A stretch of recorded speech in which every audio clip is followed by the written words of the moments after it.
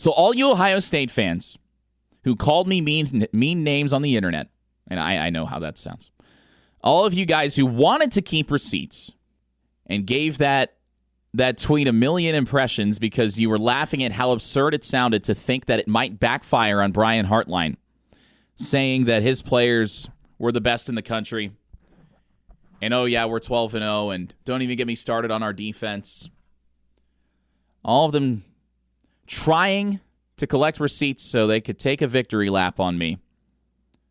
Look yourselves in the mirror and apologize, because you were wrong. And that's one thing that I'm always willing to admit. I'm always willing to admit when I'm wrong.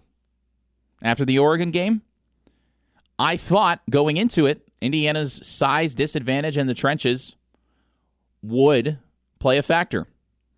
It did. It actually was to Indiana's benefit. And so I admitted defeat, and I said, hey, I was wrong. My exact words were that Bryant Haynes and the Indiana defense stuffed me into a locker, because that's what they did. And they also stuffed Oregon into a locker. So Ohio State fans, I want you to apologize. Say, hey, Nick Rotacap, I'm sorry. You were right. Brian Hartline should have been more careful about what he said in the lead up to this game. Because I really think that Hartline was coaching like somebody who already has a head coaching job somewhere else.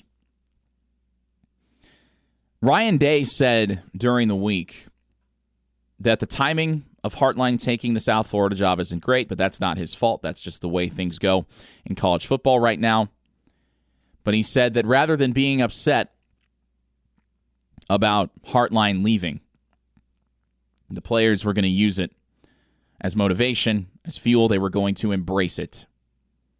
Is that what embracing your offensive coordinator's departure looks like? I would hope for Ohio State's sake that it's not. Although I know there are a lot of people around the nation, especially up north, who are very happy at the way last night's game played out. Indiana beating Ohio State 13-10 to claim the Big Ten championship. I know there are a lot of people who are very happy. The general consensus that I've seen, and especially from just and I know social media might be the vocal minority sometimes, but Ohio State fans are a very interesting bunch. Very vocal, very obnoxious, I'll say that. Very obnoxious. And look, I know Ohio State football, one of the most tradition-rich programs in the country. One of the most historically excellent in the country. They're going to be one of the first FBS teams to hit 1,000 wins. Second all-time. 990 wins, I believe.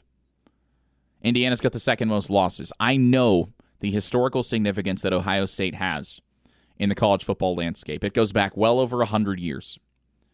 The tradition, the pageantry, the heritage of Ohio State football, I know that. I also know that their fans can be god-awful to deal with. I know that as well, from my personal experience. And I would do a reading mean tweets type thing like you see on one of the late night shows. I don't know which one. Reading mean tweets. But I don't think I can repeat hardly any of what Ohio State fans said to me on social media without getting a fine slapped on my head from, as Family Guy called it, the freaking FCC.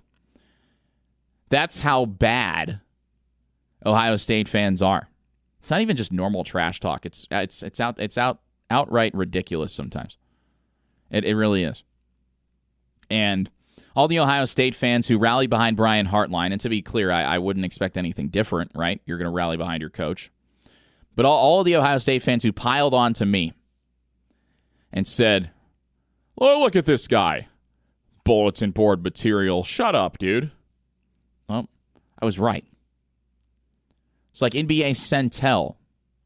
Never wrong, just early.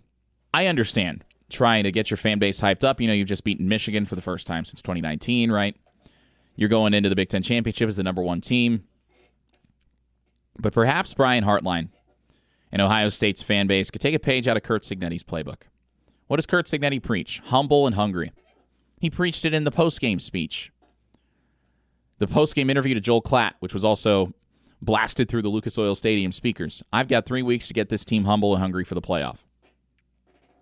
Perhaps Ohio State could learn a thing or two from that philosophy. Don't count your eggs before they hatch. You're listening to IU Sports Sunday on WGCL.